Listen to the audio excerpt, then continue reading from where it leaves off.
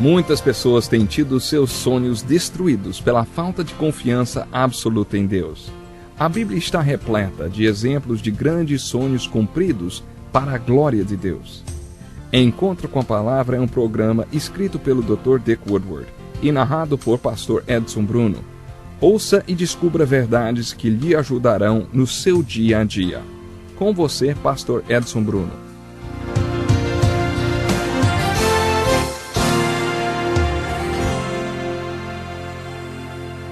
Na lição de hoje, vamos começar nosso estudo do livro de Gênesis, examinando o que Deus nos diz sobre a criação.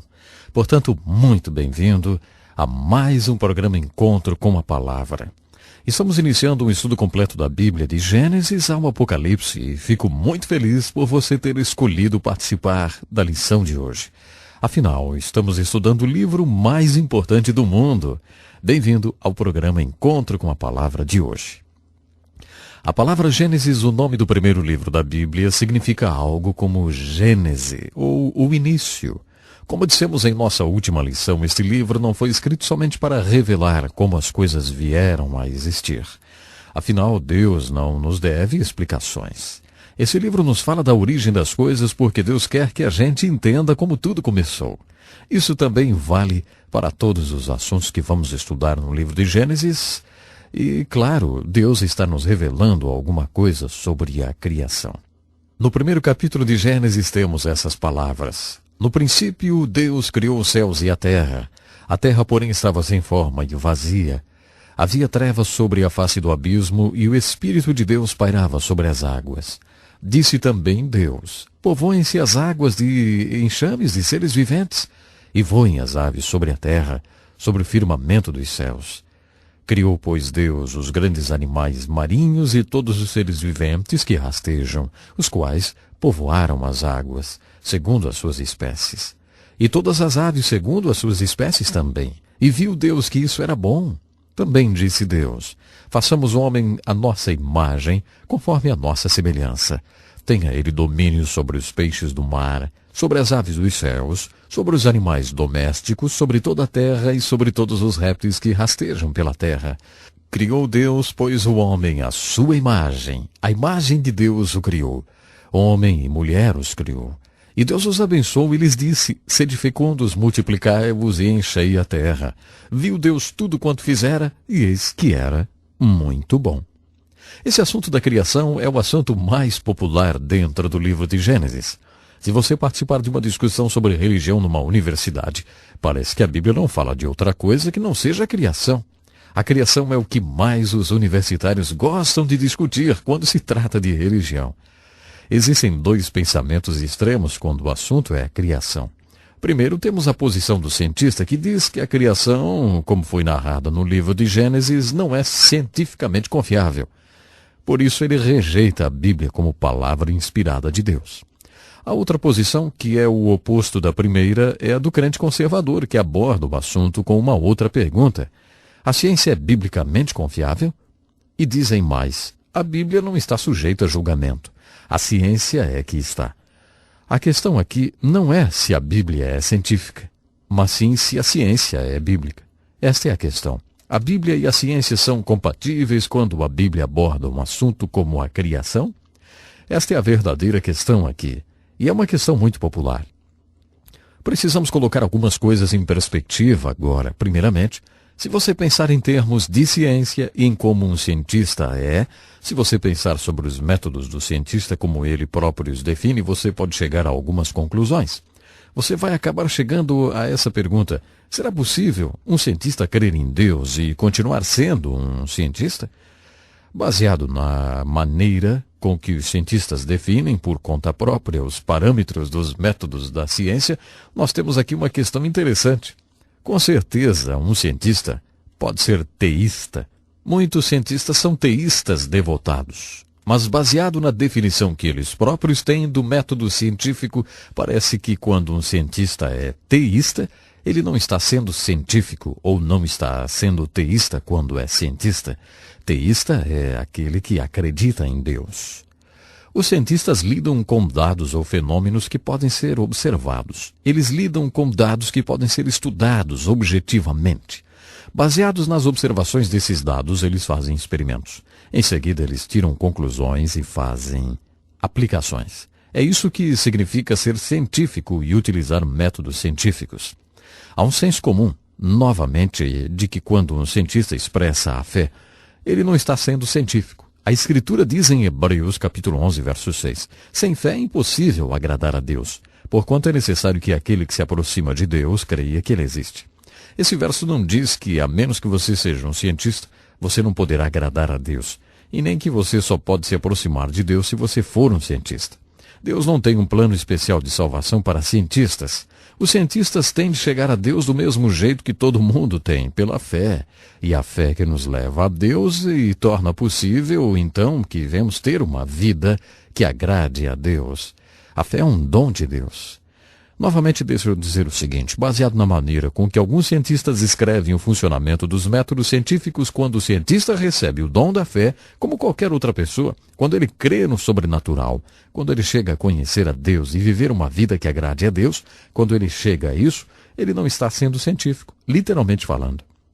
Veja, Deus é um espírito, e aqueles que o adoram e chegam a conhecê-lo, conhecem e adoram a Deus na dimensão espiritual da vida. Esse não é o método da ciência. Resumindo, quando abordamos o assunto da criação através de um ato direto de Deus, quando falamos sobre o assunto Deus, quando mencionamos o sobrenatural, a revelação e o milagroso, não estamos no campo da ciência. Qualquer cientista pode lhe confirmar isso. Considerando tudo isso, eu gostaria de traçar alguns paralelos. Acho que existem alguns paralelos muito interessantes entre o que o Gênesis diz sobre a criação e a origem de tudo e o que muitos cientistas acreditam sobre a origem de todas as coisas. Eu creio que há vários paralelos aqui e ali e muitas diferenças agudas. Baseado na nossa introdução à Bíblia, para ler sobre a criação, devemos agir como agiríamos para ler todos os capítulos da Bíblia, fazendo as seguintes perguntas. O que está escrito? O que quer dizer? E o que significa para mim? Ao responder a primeira pergunta, o que está escrito sobre a criação, uma das palavras que você deve estudar e observar cuidadosamente é a palavra traduzida como criar ou criou. Essa é a palavra hebraica bara. E essa palavra bara, a palavra usada para criar, só é encontrada 3 vezes nesse relato da criação. No princípio Deus criou, e depois na água ele cria, e depois ele cria o homem. No princípio houve um ato de bara, ou criação. E como resultado desse primeiro ato de criação, tivemos o firmamento, que significa o universo e a terra. Essa terra tem o poder de produzir toda a vida vegetal. Tudo o que veio depois foi um resultado daquele primeiro ato de criação, ou bara. O segundo ato de criação acontece na água e é encontrado no verso 21 do capítulo 1 de Gênesis. O resultado desse segundo ato de criação é a vida animal. Depois veio o terceiro ato de criação que trouxe as pessoas à terra. Mas vamos observar um detalhe. Entre esses 3 atos de bara, ou criação, o relato do Gênesis sobre a criação usa palavras que realmente poderiam ser descritas como desenvolvimento e mudança. Está escrito, no princípio Deus criou os céus e a terra. Quando ele criou os céus e a terra, eles não tinham forma, eram vazios, eram úmidos, escuros e profundos. No segundo verso do relato da criação, Gênesis capítulo 1, lemos que o Espírito de Deus começou a se mover por sobre essa criação. Agora, entre os versos 1 e 2 do primeiro capítulo de Gênesis, muitas pessoas injetam uma teoria. É a chamada teoria da catástrofe. Eles dizem que alguma coisa aconteceu após o verso 1, que destruiu completamente a primeira criação, por isso Deus teve de fazer outra criação. Eles acham que Deus não poderia criar uma coisa que fosse sem forma e vazia, úmida, escura e profunda. Nesse ponto é preciso uma certa prática como estudioso da Bíblia. Faça-se a seguinte pergunta. O que está escrito? Francamente, não está escrito que houve uma catástrofe. E também não diz que algo aconteceu com aquela criação que a deixou sem forma e vazia. Diz ali que ela era sem forma e vazia. Era um caos, como dizem os teólogos. E diz ali, e isso realmente está escrito, que o Espírito de Deus começou a se mover sobre essa criação e a desenvolvê-la, e a manipulá-la e a transformá-la. Em Gênesis 1, Entre os versos 1 e 21, lemos palavras como dividida, reunida e apareça. Por exemplo, lá diz que a terra seca apareceu. A terra seca não foi criada quando ela apareceu. Ela foi criada no princípio e aparentemente estava debaixo d'água. Em um certo momento, quando Deus dividiu as águas das águas, a terra seca apareceu. É interessante que os cientistas, como paleontólogos e geólogos, têm certeza que a terra inteira esteve debaixo d'água, e é interessante como a ciência faz um paralelo, neste ponto, com o relato do Gênesis. A palavra bara, ou criar, significa fazer alguma coisa a partir do nada. Não havia absolutamente nada, então Deus fez esse bara. Essas palavras em Gênesis, depois do verso 1 até o verso 21, são palavras que significam isso, mudar a forma daquilo que já existe. Isso não é criação, de acordo com a palavra hebraica bara. O primeiro ato de criação, apesar de ter produzido o universo, a terra e toda a vida vegetal, não produziu vida animal. Portanto, foi necessário outro ato de bara na água. Novamente, os cientistas parecem ter muita certeza de que a vida animal começou na água. E é isso que o relato de Gênesis diz, exatamente. Tinha de haver um terceiro ato separado da criação. Tem de haver um terceiro ato de bara, porque a vida animal não originou a vida humana. Quando chegamos aos versos 26 e 27, lemos sobre a terceira vez que Deus criou. O resultado desse terceiro ato de criação foi o homem.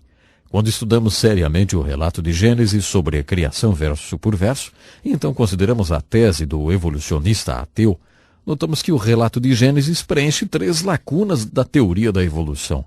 Por 3 vezes o relato de Gênesis diz, Deus criou. Nesses 3 lugares em que o Gênesis nos diz que Deus criou, o evolucionista ateu luta para apresentar respostas às suas 3 lacunas vazias. Leia o primeiro capítulo de Gênesis e observe cuidadosamente a história da criação. Deus criou, e Ele ainda pode criar hoje. Ele quer criar em você um coração novo.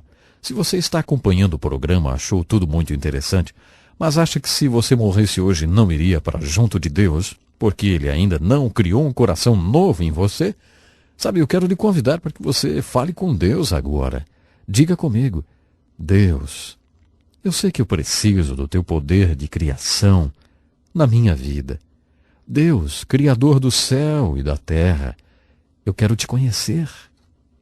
Eu quero que seja criado em mim um novo coração. Me ajude, Deus, me ajude a seguir o teu caminho. Se você fez essa oração, entre em contato conosco hoje mesmo. Queremos mostrar como você pode conhecer o Criador do Universo, como seu Pai Celestial. Nós temos um folheto muito especial para você. Entre em contato conosco. O endereço é anunciado daqui a pouco. Até o nosso próximo programa. Que lição importantíssima. Obrigado, Pastor Edson Bruno. Prezado ouvinte, coloque em prática o que você ouviu aqui. Sem dúvida, sua vida será grandemente abençoada. Este é um estudo escrito pelo Dr. Dick Woodward, na voz do Pastor Edson Bruno.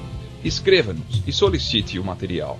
Nosso endereço é Encontro com a Palavra, Caixa Postal 2011, CEP 89201-970, Joinville, Santa Catarina. Até o nosso próximo encontro com a Palavra.